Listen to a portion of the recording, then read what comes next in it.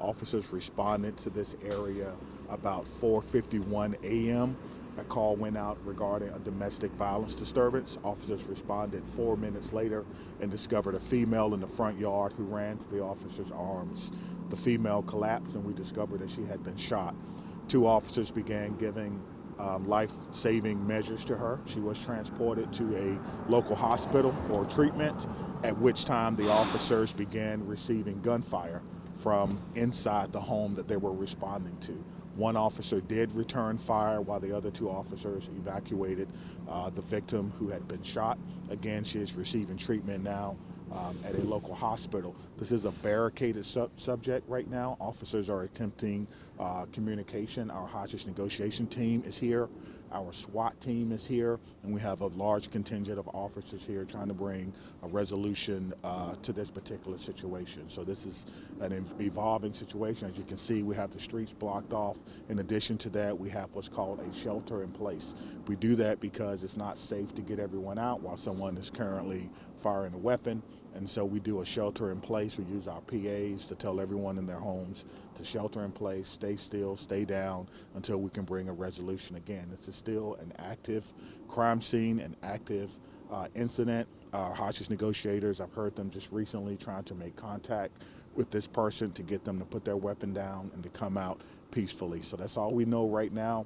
We're still working it, and as soon as we can bring a resolution to this, I'll come back again with more information for you. You were saying that there's hostage negotiations. Is that implying, or is it just a protocol just in case there might be somebody else inside?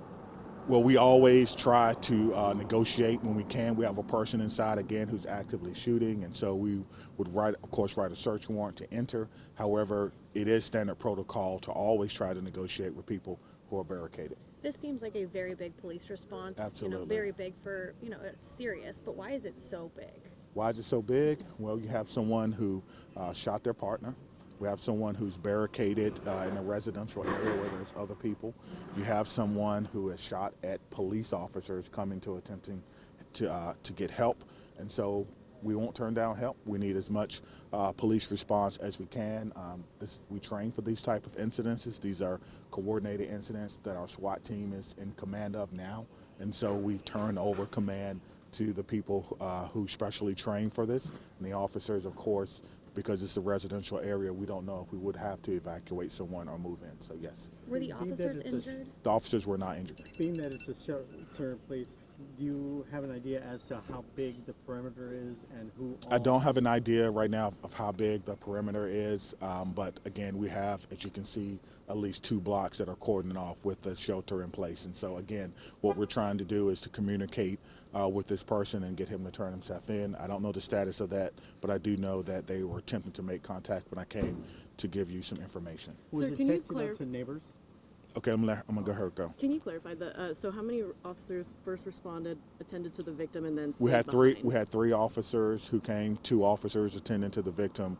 1 officer returned fire, and then they all were able to get out of the way of the gunfire. So that's what we know right now. And so I'm going to get back. There's a lot of work to be done. And so we have our officers who are on scene. And so once we know something changes, we'll be back again at this spot to give you a further update. Okay? Thank you. Thank you. Thank you, sir.